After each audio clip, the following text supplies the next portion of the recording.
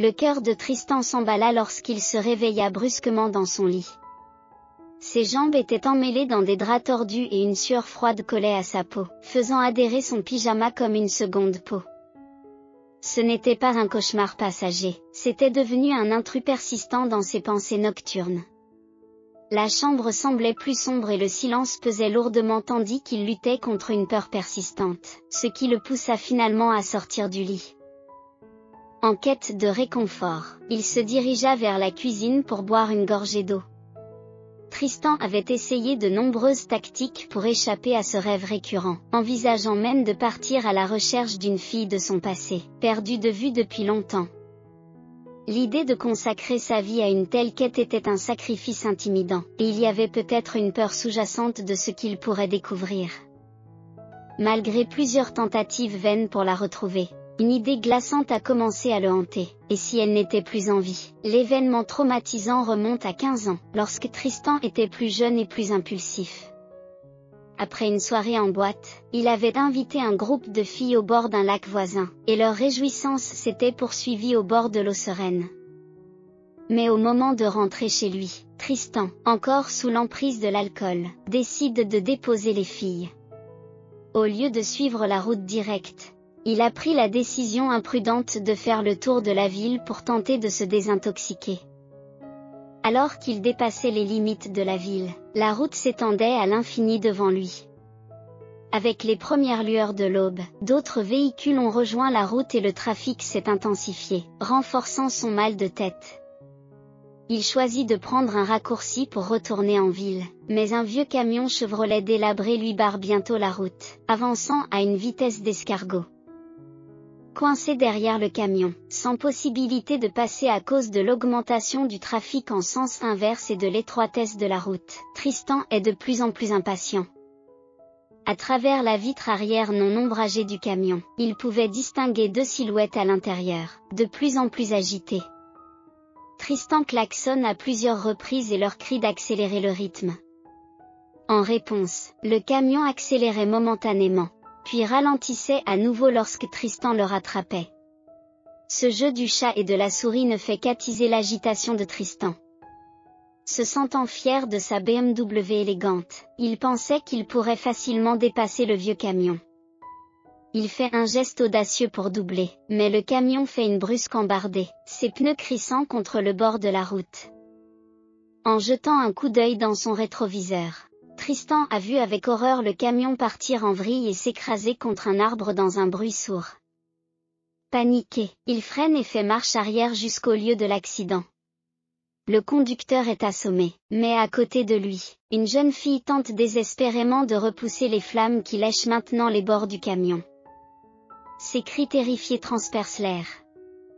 Paralysé par la peur et la prise de conscience que le camion pouvait exploser à tout moment, Tristan resta figé sur place. Son esprit s'emballe, partagé entre le désir de croire que personne ne l'a vu causer l'accident et le besoin urgent d'aider la jeune fille. Sur un coup de tête, il remonte dans sa BMW et part en trombe, laissant derrière lui la scène de l'accident. Cet incident déchirant le changera à jamais, le transformant en l'ombre du jeune homme insouciant qu'il était auparavant. Tristan avait mené une vie insouciante, entouré de l'aisance de sa famille dans le nord-ouest du Pacifique. Son père, Gérald, a été un PDG prospère pendant plus de 20 ans, amassant des millions à la banque et de nombreux biens.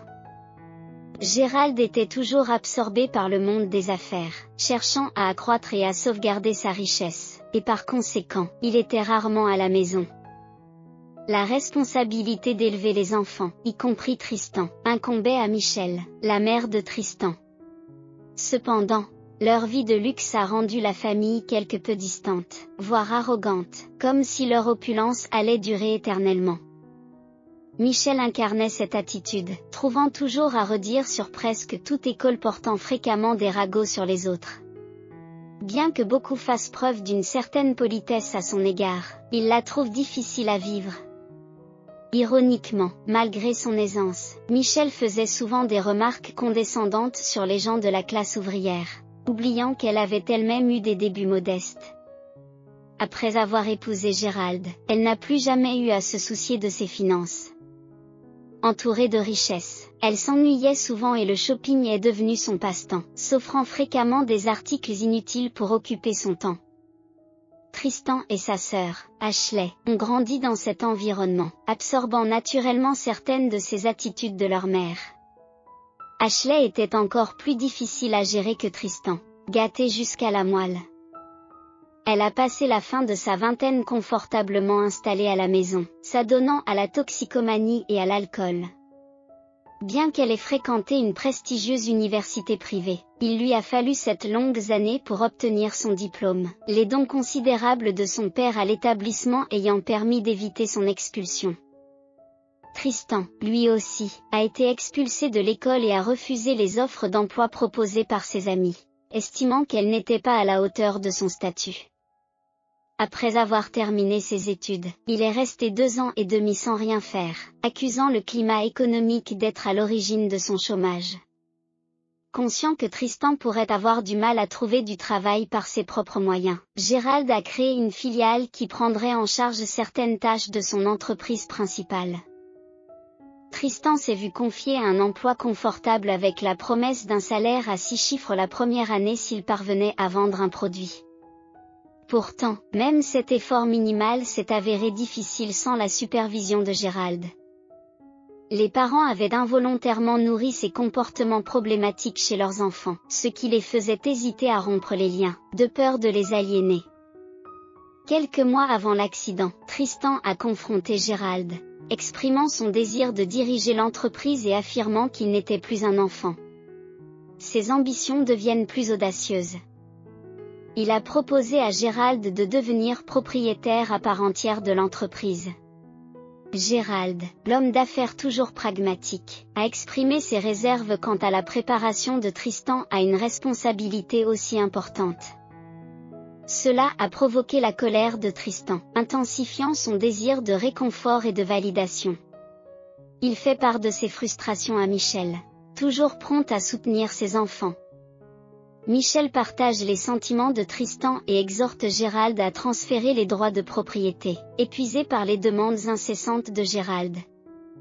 Gérald finit par céder, mais en posant une condition claire, Tristan pourrait reprendre l'entreprise, ce qui marquerait le début de sa vie indépendante, sans soutien financier de son père. Au fond de lui, Gérald prévoyait les défis à venir, mais il était à bout de nerfs et aspirait à être libéré des drames familiaux incessants. Dès qu'il a pris le contrôle de la situation, Tristan a commencé par organiser une fête extravagante dans la maison familiale. Il s'est offert une BMW flambant neuve et a importé des vins coûteux. Les affaires de l'entreprise ont été reléguées au second plan, tandis que Tristan s'envolait vers de somptueuses stations balnéaires et organisait des fêtes dans des hôtels haut de gamme, s'entourant d'une compagnie glamour. Ses subordonnés lui ont demandé à plusieurs reprises d'assister à des réunions cruciales de l'entreprise, mais Tristan est resté préoccupé par son mode de vie indulgent. Comme Gérald l'avait prédit, le style de vie de Tristan n'était pas viable. Peu après avoir emménagé dans une vaste maison à la périphérie de la ville, la spirale descendante de Tristan s'est accélérée. Il s'enfonce dans la toxicomanie et consomme des drogues de plus en plus puissantes. Lorsque les conseillers financiers ont tiré la sonnette d'alarme sur les pertes imminentes dues à ses dépenses excessives, Tristan, en désespoir de cause, a cherché un moyen de s'en sortir grâce à ses contacts. Il a trouvé un acheteur pour l'entreprise, mais le produit de la vente a été rapidement dilapidé dans ses vices, stupéfiants, fêtes et relations éphémères.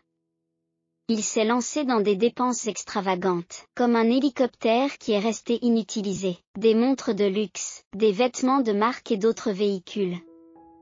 En peu de temps, ses fonds sont complètement épuisés. La veille d'un tragique accident, Tristan avait emprunté de l'argent à sa mère pour passer une nuit à boire et à s'amuser. Après l'accident et la conviction déchirante qu'il avait ôté de vie, la panique s'est emparée de Tristan. Il est rentré chez lui avec frénésie, rassemblant à la hâte ses affaires essentielles, submergé par la peur de passer sa vie derrière les barreaux. Tendre la main à son père n'était pas une option, car Gérald était devenu distant et ne répondait plus aux appels de Tristan. Compte tenu des tensions dans sa relation avec Michel, Gérald envisageait le divorce, s'assurant discrètement que Michel ne réclamerait pas la moitié de sa fortune durement gagnée en cas de séparation. Réalisant qu'il avait privilégié l'attirance physique à la compatibilité dans le choix de sa compagne, Gérald était ruiné et croulait sous les dettes. Tristan a laissé une note vague à sa sœur, indiquant simplement qu'il allait quelque part. Il n'avait pas de plan précis, seulement un besoin désespéré de s'échapper et de laisser les choses se calmer. Il a choisi comme refuge une ville animée, où les dures réalités de la vie l'ont rapidement accablé. Les fonds qui lui restent sont dépensés en alcool et en séjours dans des motels miteux. Sans relation ni amis, il lui est impossible de trouver un emploi. Il s'est senti complètement vaincu alors que les jours se transformaient en errance sans but et que les nuits étaient passées dans n'importe quel coin qui semblait sûr et relativement chaud. 6 mois plus tard, il a trouvé le courage de contacter sa mère et a reçu des nouvelles déchirantes. Ashley a succombé à une overdose. Malgré leur querelle d'enfance, le poids de cette perte pèse lourdement sur lui, car Ashley était sa seule sœur. De plus, Michel a révélé qu'elle et Gérald s'étaient séparés pour le moment. Tristan a été surpris d'apprendre que Michel avait repris un rôle dans la modeste entreprise de nettoyage de son père. Dans cette phase difficile, un étrange sentiment de libération envahit Tristan. Pour la première fois de sa vie, il s'est senti véritablement détaché. Sans argent, il en est venu à ramasser de la nourriture jetée dans les ruelles des restaurants pour subvenir à ses besoins. Au cours de cette période, la rue lui a permis de rencontrer des personnes très diverses, dont certaines avaient été des professionnels prospères tels que des médecins, des hommes d'affaires et des avocats. En écoutant leurs histoires, Tristan s'est rendu compte que beaucoup d'entre eux avaient connu la même déchéance. Le succès avait obscurci leur vision et, comme lui, ils avaient été consumés par l'excès au fil des ans. La rue a appris à Tristan à endurer et à s'adapter, en humiliant le jeune homme à la richesse et à l'arrogance débordante qu'il était. Un regret le hantait le plus, le souvenir des yeux désespérés de la jeune fille lors de ce tragique accident. Son premier pas hors de la rue, il l'a fait grâce à une pizzeria qu'il connaissait bien et où il avait récupéré des restes. Tristan exprimait souvent sa gratitude au propriétaire, Melvin, pour avoir créé ce qu'il estimait être la meilleure pizza de la ville. Il ne s'agissait pas de simples paroles en l'air, la pizza était vraiment exceptionnelle. La présence fréquente de Tristan devant le magasin de Melvin a donné lieu à un geste inattendu.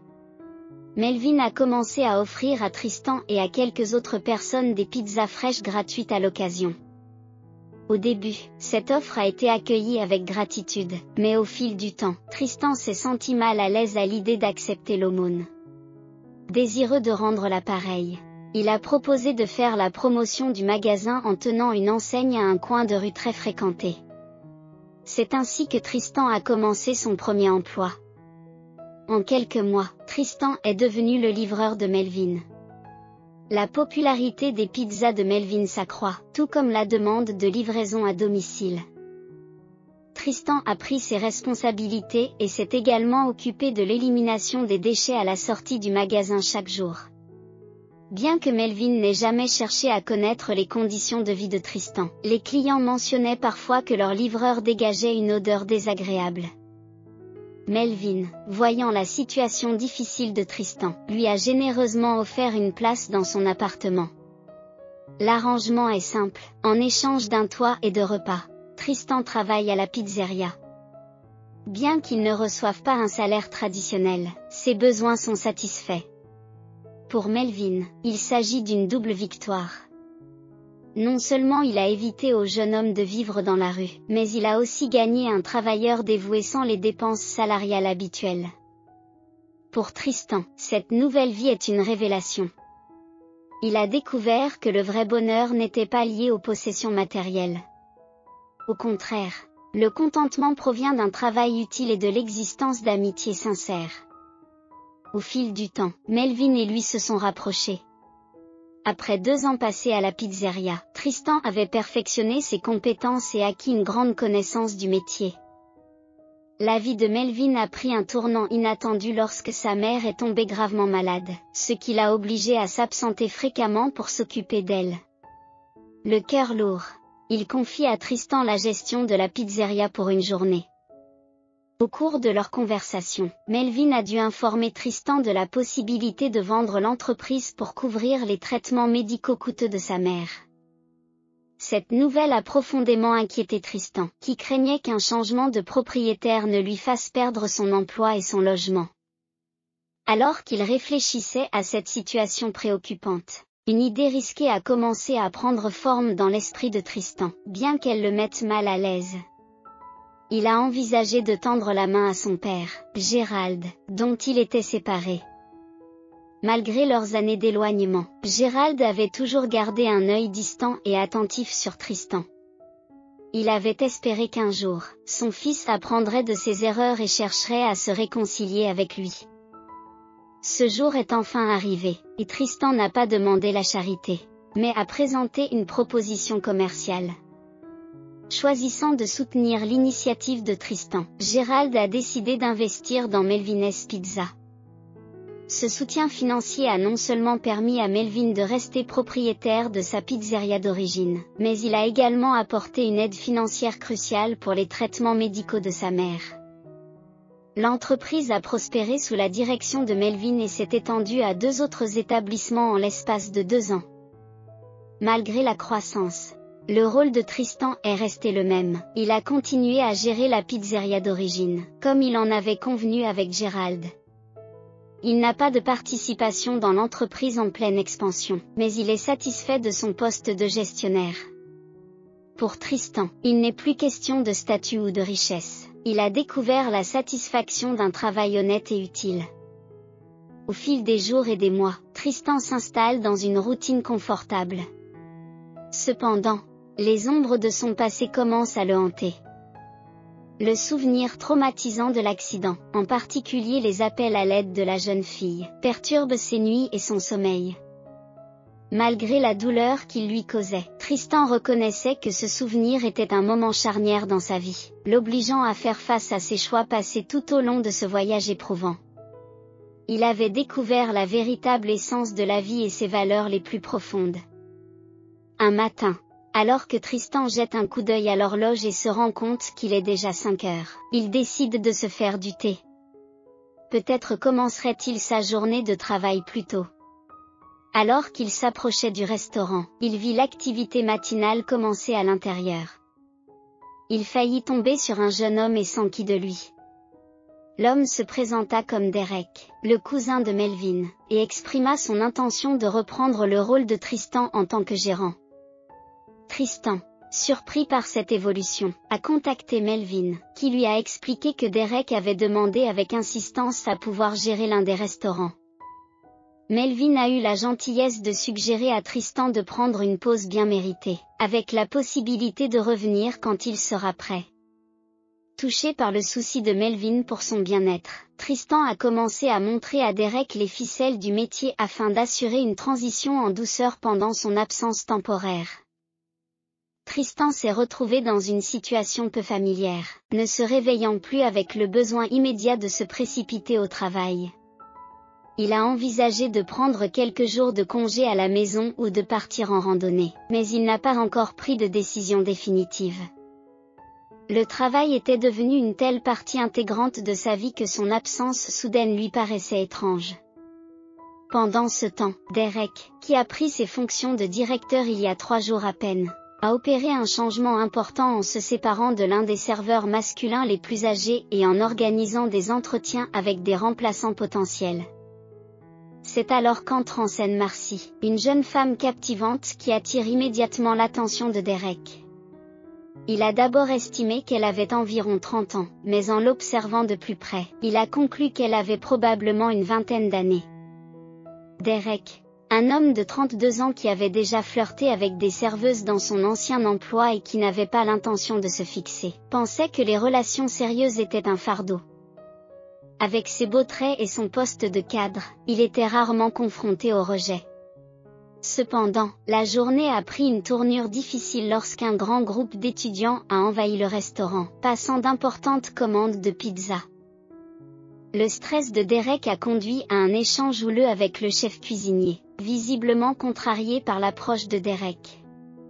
Plus tard, il a failli tomber sur Marcy, la réprimandant pour ne pas s'être occupée de la salle à manger.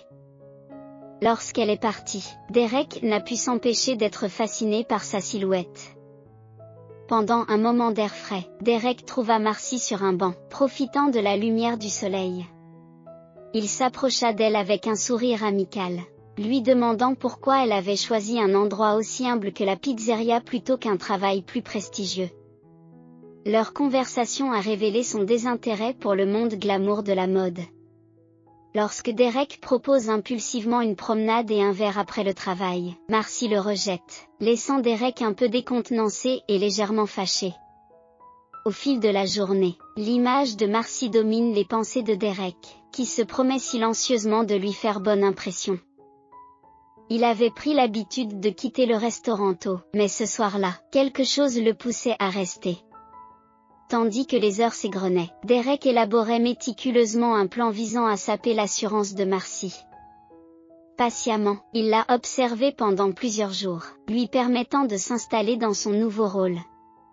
Avec le plus grand soin, il élabore un plan, impatient de le mettre à exécution un soir fatidique, après la fermeture du restaurant.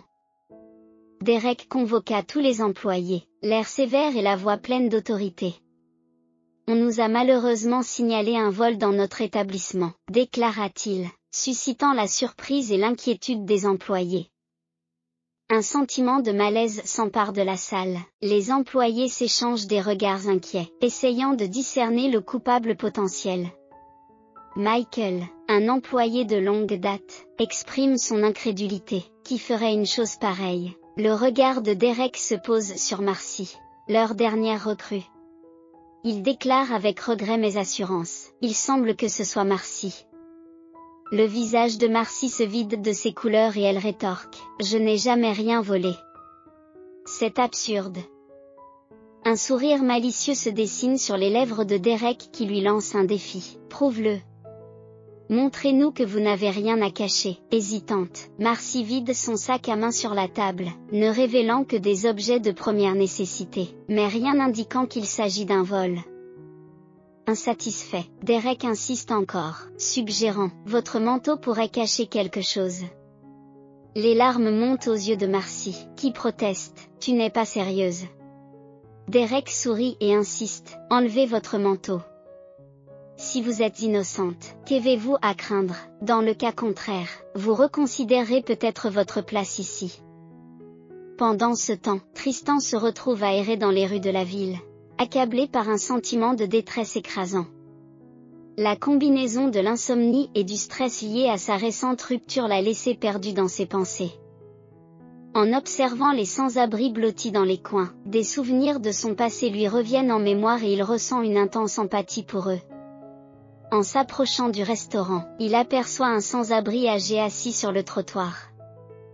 Sur un coup de tête, il décide d'aller lui chercher une pizza au restaurant. De retour au restaurant, un face-à-face intense s'engage entre Marcy et Derek.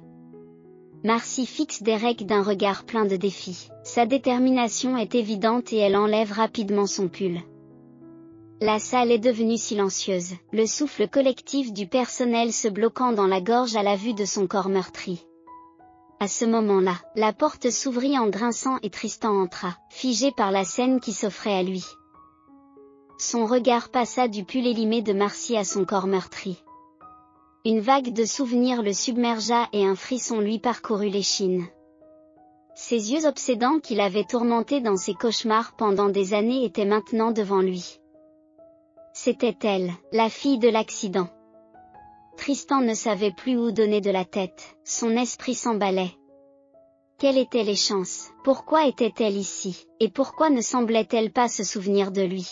La colère montait en lui à mesure qu'il reconstituait la situation, réalisant que Derek avait soumis Marcy à cette humiliation publique. Comment avait-il pu? Et surtout, comment leur chemin s'était-il recroisé après toutes ces années? Était-ce le destin ou un coup du sort? La voix de Tristan resta ferme mais calme lorsqu'il s'adressa à Derek. Ce n'est pas comme ça qu'on gère les choses ici. Je vais en parler à Melvin. Vous pouvez partir. Il tendit doucement son pull à Marcy, l'encourageant à se couvrir. Dehors, l'air frais de la nuit n'apaisait guère l'esprit agité de Tristan.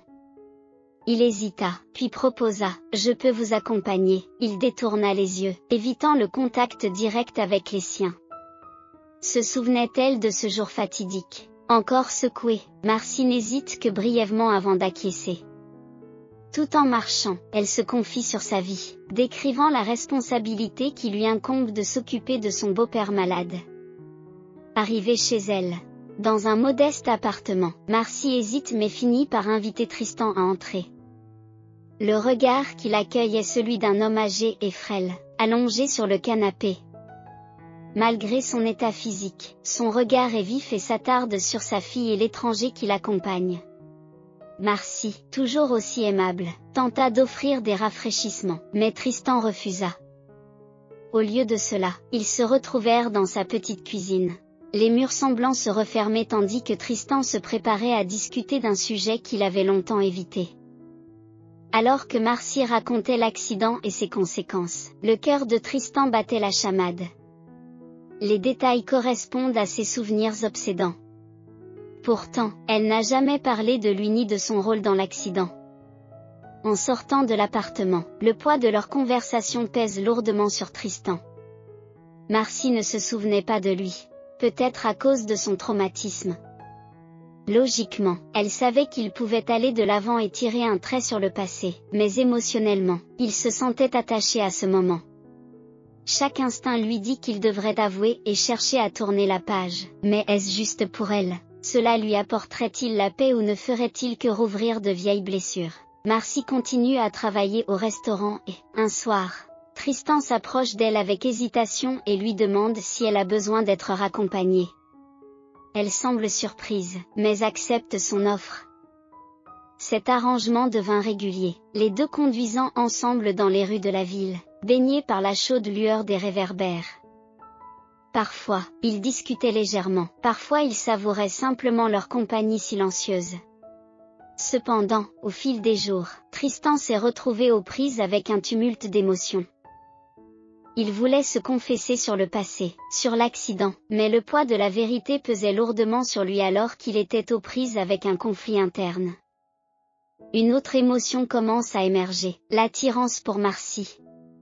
Chaque moment passé avec elle approfondit son désir.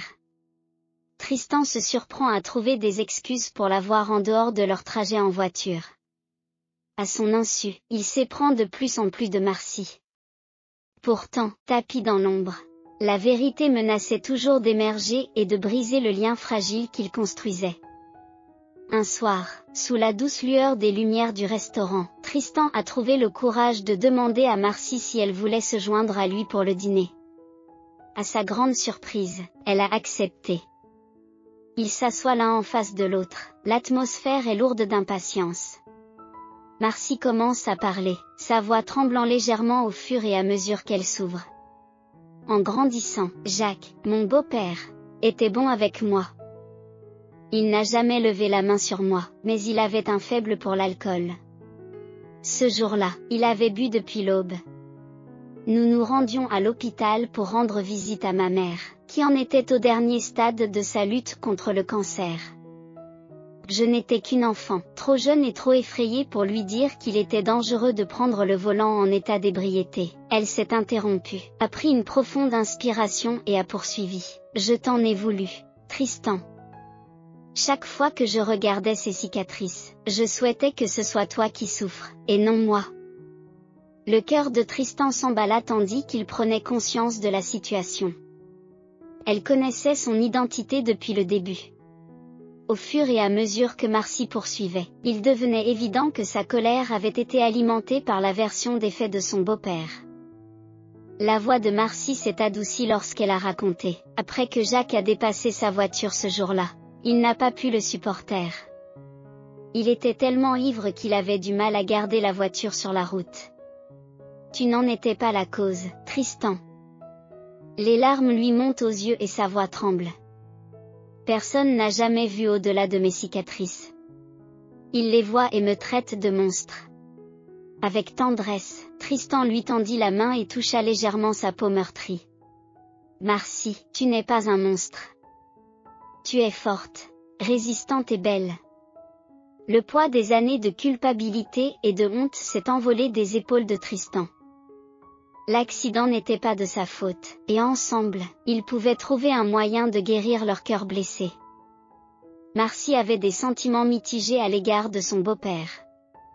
Malgré ses problèmes d'alcoolisme, il avait fidèlement pris soin de sa mère jusqu'à son dernier souffle.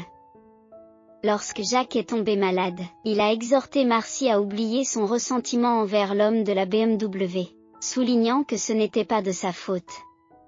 Peu après, Tristan a décidé de rendre visite à son père et s'est ouvert à lui sur les événements de sa vie. En voyant son fils grandir, mûrir et prendre ses responsabilités, Gérald s'est senti submergé par la gratitude. Il s'émerveille de la transformation d'un jeune arrogant en un gentleman raffiné. Peu de temps après, Marcy s'est inscrite dans une clinique de chirurgie plastique pour une intervention. Pendant son séjour, Gérald, désireux de l'aider, s'est arrangé pour qu'un éminent spécialiste s'occupe de son beau-père, Jacques. Lorsqu'elle fut prête à quitter l'hôpital, Jacques, bien que dépendant d'une canne, se tenait debout et stable, attendant impatiemment de l'accueillir à nouveau. Quelques jours plus tard, Tristan a contacté Melvin pour l'informer de leur prochaine visite.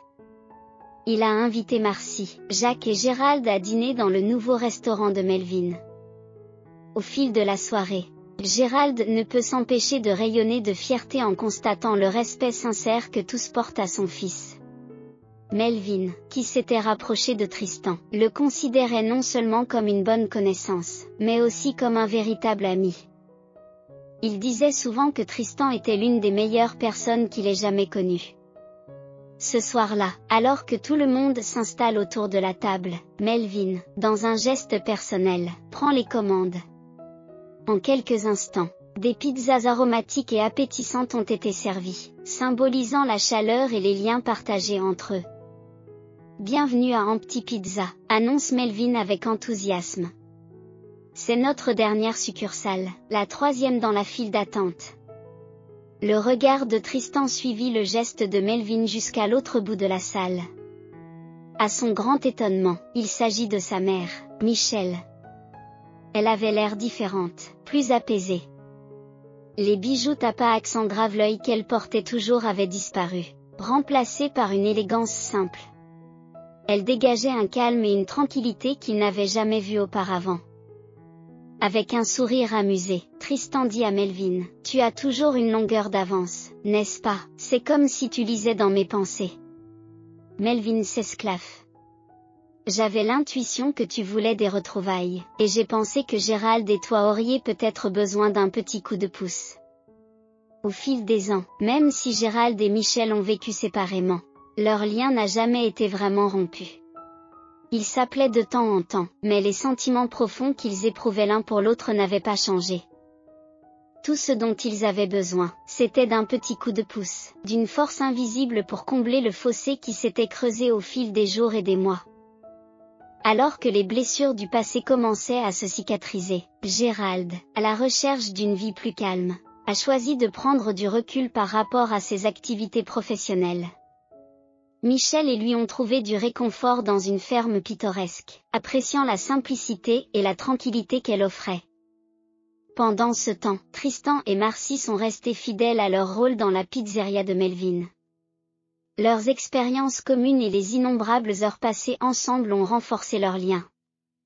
Un week-end particulièrement épuisant, après une randonnée exaltante, Tristan s'est arrêté pour profiter de la présence de Marcy.